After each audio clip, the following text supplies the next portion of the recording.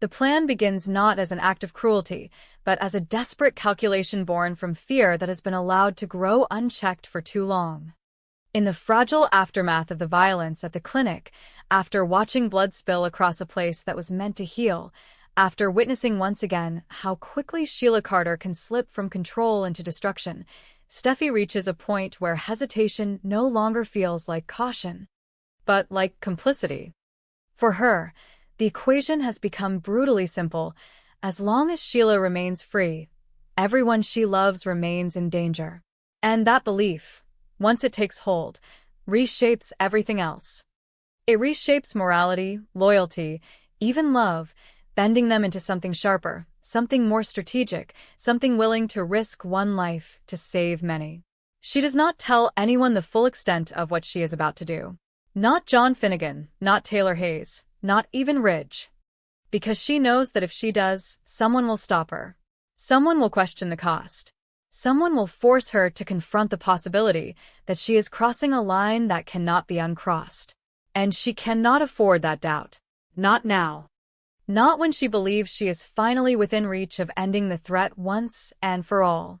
So she builds the trap carefully, piece by piece, disguising intention as coincidence, urgency as necessity. The location is chosen with precision. The cliffside, the place where history already hangs heavy in the air, where emotions run closer to the surface, where confrontation feels inevitable rather than forced. It is a place Sheila cannot resist, a place tied to memory, to identity, to everything she has been trying to reclaim. And Finn becomes the center of it all, not because Steffi wants to risk him, but because she knows Sheila will never be able to refuse him. Finn walks into it unknowingly, carrying none of the suspicion that would have stopped him if he had understood. His intention is simple, almost painfully so. He believes that somewhere within the chaos, within the damage, there is still a possibility of reaching Sheila, of grounding her, of pulling her back from the edge she continues to hover near. His empathy is not weakness. It is conviction. It is the belief that people, even those who have done terrible things, are not beyond the possibility of change. And that belief is what makes him vulnerable. When he meets Sheila at the cliff, there is a fragile calm between them, the kind that exists when two people stand on opposite sides of something neither fully understands. Sheila is already unraveling beneath the surface, though she tries to hold herself together, tries to meet him not as the woman she has been, but as the woman she insists she is becoming. Her voice is softer at first, her movements restrained, as though she is trying to prove something not just to him, but to herself. Finn speaks to her with patience, with care, with a kind of steady presence that has always defined him. He does not accuse. He does not threaten. He tries to reach her. But what he does not see, what he cannot see, is how fragile that restraint truly is. Because Sheila is not just standing in front of Finn. She is standing at the edge of everything she has lost. The confrontation does not explode immediately. It builds, slowly, subtly, as words begin to carry more weight, as implications begin to surface, as the fragile balance between control and collapse starts to tilt. Finn, in his effort to calm her, pushes without realizing it, asking questions, challenging perceptions, trying to guide her toward a version of truth that she is not ready to accept. And each word, each attempt, begins to feel to Sheila like pressure, like judgment, like the slow dismantling of the narrative she has been holding on to. Her breathing changes first, then her posture, then her eyes. Something shifts, something breaks. The panic does not announce itself. It erupts. In a single, irreversible moment, instinct overrides everything else. The fear, the pressure, the overwhelming sense that she is losing control again, that everything is slipping away, converges into one desperate, impulsive action. She pushes him. It is not calculated. It is not planned. It is pure, unfiltered reaction. And the moment it happens, the world fractures. Finn's body disappears over the edge, the movement so sudden, so final, that for a fraction of a second it does not feel real. The silence that follows is deafening, as though the world itself has paused, unwilling to process what has just occurred. And then Steffi's scream cuts through it, raw and devastating, tearing the moment open into something that cannot be denied. She runs forward, reaching the edge just in time to see him below, broken against the unforgiving terrain, motionless in a way that feels too absolute. The distance between them becomes unbearable, not just physical, but emotional, a chasm that cannot be crossed quickly enough, cannot be undone by will or desperation. Her body collapses before her mind can catch up, her knees hitting the ground as though the strength has been pulled out from beneath her, leaving only grief, only disbelief, only the echo of a nightmare she had already lived through once before. Because this is not just loss. This is repetition. Taylor arrives seconds later, her breath catching in her throat as the scene comes into focus. The horror is immediate, overwhelming, compounded by the knowledge that this did not happen in isolation. That it is connected to everything that came before, everything she could not prevent, everything that now feels like it has led inevitably to this moment. The guilt settles into her instantly, heavy and suffocating, because she cannot separate herself from the chain of events that has unfolded. If she had acted differently, spoken differently, intervened sooner, would this have happened? The question does not wait for logic. It embeds itself in her, relentless and unforgiving. She looks at Sheila, and what she sees is not just the woman who pushed Finn, but the culmination of everything that has been building toward this point. Sheila stands frozen, her body locked in place, her mind struggling to catch up with what her hands have done. The reality hits her not as a gradual realization, but as a violent impact, shattering whatever illusion of control she had left. She looks down at the cliff, at the place where Finn fell, and for the first time, there is no justification, no narrative, no defense. Only horror, only regret, only the unbearable knowledge that she has just destroyed something she can never repair. By the time Ridge and Liam arrive, the scene has already become something irreversible. They take in the broken figures, the raw grief, the silence that hangs over everything like a weight. Ridge moves towards Steffi instinctively, pulling her into something that resembles stability, though he knows there is no real comfort to offer. Liam stands just behind, his own shock settling into a quiet, stunned stillness as he looks down toward the place where Finn lies. No one speaks at first, because there are no words that can contain this. The police arrive quickly, their presence sharp, procedural, cutting through the emotional devastation with a kind of detached efficiency that feels almost cruel in contrast to what has just happened. Sheila is taken into custody without resistance, her body moving where it is directed, her mind still trapped in the moment of impact, replaying it, unable to escape it. The victory Steffi had envisioned, the resolution she believed she could force into existence, arrives in the most twisted form possible. Sheila is captured, but everything else is broken. Steffi does not look at her as she is taken away.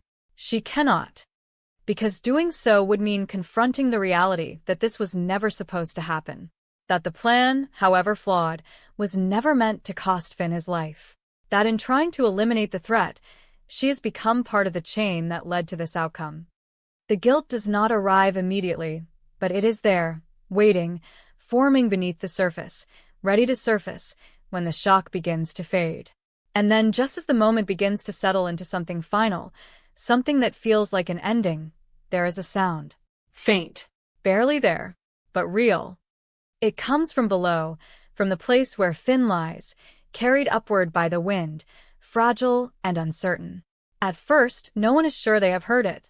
It is too small, too quiet, too easy to dismiss as imagination, as hope grasping for something that may not exist. But then it comes again. A voice. Weak. Broken. But alive.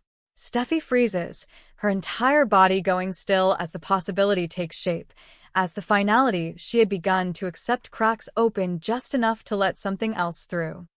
She moves forward again, slower this time, more carefully, as though afraid that any sudden movement might shatter whatever fragile thread has just appeared.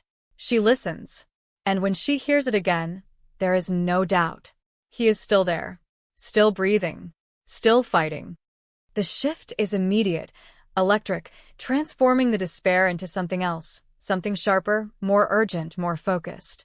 Hope does not replace the fear, but it cuts through it, creating space for action where there had been none. Rescue teams are called. Movement begins again, the paralysis replaced by a desperate need to reach him, to bring him back, to undo what can still be undone. Steffi's tears do not stop, but they change, carrying not just grief, but determination, a refusal to let this moment become the end. Taylor stands beside her, the guilt still heavy, but now joined by something else, something that pushes her forward rather than holding her back. And somewhere below, on the edge between life and loss, Finn holds on. Because even now, even after everything, he is not ready to let go. And neither are they. The waiting room is too quiet for a place that holds so many futures at once, and that quiet begins to press against Daphne and Carter in a way that makes every second feel longer than it should. The air is sterile, carefully controlled, yet it does nothing to steady the storm building inside them. Their hands are intertwined, fingers locked together with a tension that reveals more than either of them is willing to say aloud. This is not just another appointment. It is a threshold. A moment where possibility is about to collapse into certainty, where hope will either take shape or disappear entirely, leaving behind something far more difficult to carry. Carter tries to anchor himself in optimism, not because he is naive, but because he has allowed himself to believe in this outcome so completely that imagining anything else feels like a betrayal of everything they have been building together. He watches Daphne carefully, searching her face for reassurance, for a reflection of the same confidence he is trying to hold on to. But what he sees instead is something more complicated. There is hope in her eyes, yes, but it is fragile, layered with something deeper, something quieter, something that does not fully trust the future to unfold the way they want it to. Daphne feels it too, the weight of the unknown pressing against her chest, making it difficult to breathe evenly, to sit still without letting her thoughts spiral into places she does not want to go. She has imagined this moment in a dozen different ways, each version shaped by a different outcome, each one carrying its own emotional consequences. In some versions, she walks out of this room with joy so overwhelming it feels unreal, a confirmation that the life she has begun to envision is not just possible but already taking shape inside her. In others, she leaves with disappointment, a setback that can be rationalized, managed, overcome with time and patience.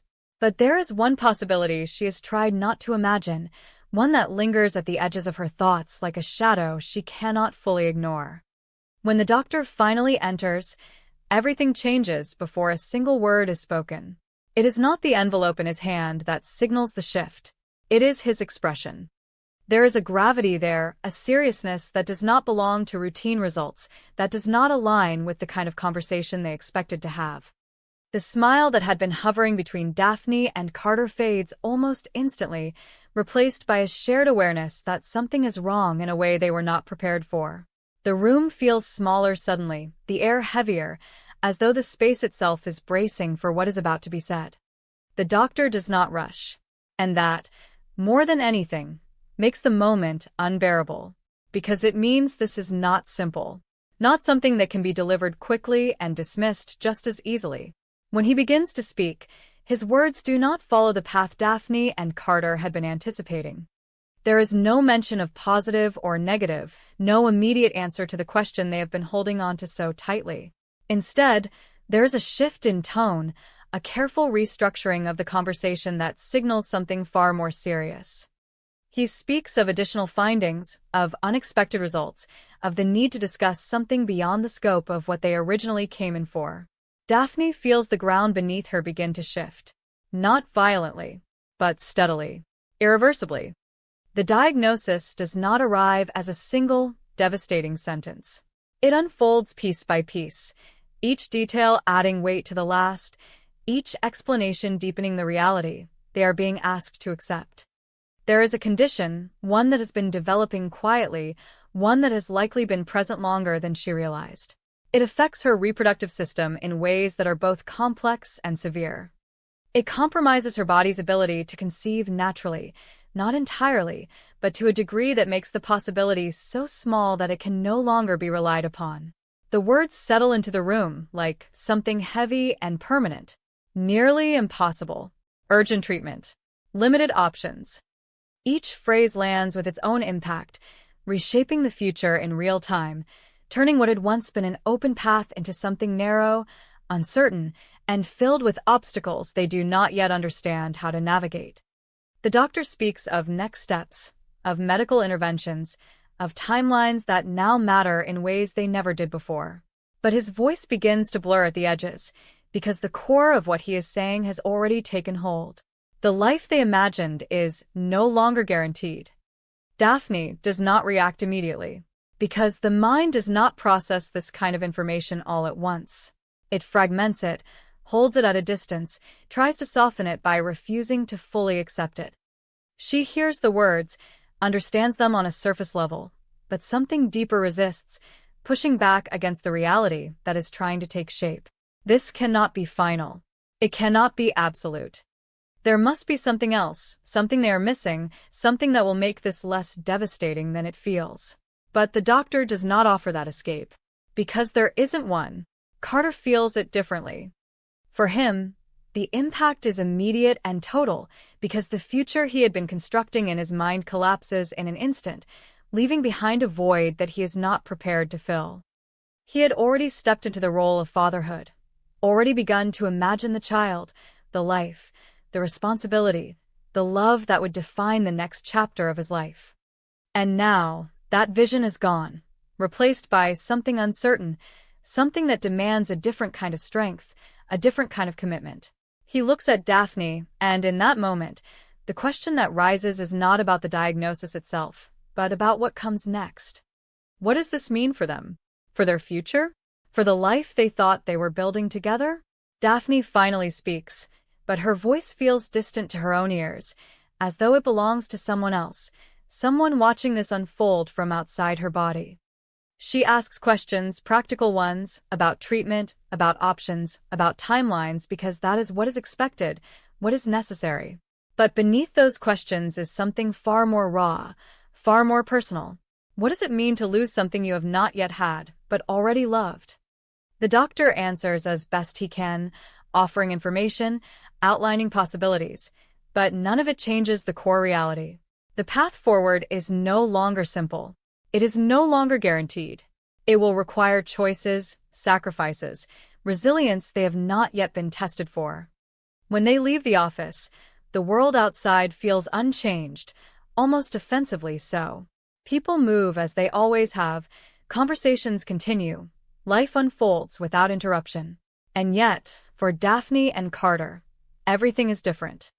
The future they carried into that room does not exist anymore, replaced by something they do not yet recognize. The news does not remain contained. It spreads, as news like this always does, moving through the Forrester family with a quiet urgency that transforms concern into something heavier. Rich Forrester and Eric Forrester receive it with a shock that is both personal and generational because for them, this is not just about Daphne. It is about legacy, about continuity, about the idea of family that has always extended beyond individual lives into something larger. Rich processes it with a controlled intensity, his mind immediately shifting to solutions, to possibilities, to ways of protecting the future even as it changes shape. Eric, however, feels it more deeply, more reflectively, because he understands what it means when the expected path disappears, when the idea of legacy becomes uncertain. He has spent his life building something meant to endure, something meant to continue beyond him. And now, he is confronted with the reality that continuation does not always follow the lines we expect it to. But none of their reactions compare to what Daphne and Carter are facing in the privacy of their own space. That night, the apartment feels different. Not because anything has physically changed, but because the meaning of everything inside it has shifted. The space that once felt like the beginning of something now feels like a question, one that has no easy answer. They sit together in the dim light, the silence between them heavy but not empty, filled with everything they are trying to process, everything they are not yet ready to say. Carter reaches for her first, not with certainty, but with need. Because whatever has changed, whatever has been taken from them, one thing remains. They are still here, together. Daphne leans into him, allowing herself to feel what she has been holding back, the grief, the fear, the overwhelming sense of loss that does not yet have a clear shape. She does not cry immediately. Instead, she holds on to him, as though that connection is the only thing keeping her grounded, the only thing that still feels certain in a world that has just shifted beneath her feet. When the tears come, they come quietly, not as a breakdown but as a release, as the body's way of acknowledging what the mind is still trying to understand. Carter does not offer solutions, because there are none yet. He does not promise that everything will be okay, because he does not know that it will be. Instead, he stays. And in that staying, there is something real, something stronger than the future they lost, something that might, if they are strong enough, become the foundation of whatever comes next. The episode closes not with resolution, but with a fragile balance between despair and possibility. The dream they held has been shattered, but something else remains, something quieter, something uncertain, something that is yet to fully reveal itself. Because sometimes, the end of one path is not just loss. It is the beginning of a different one. And whether they are ready or not,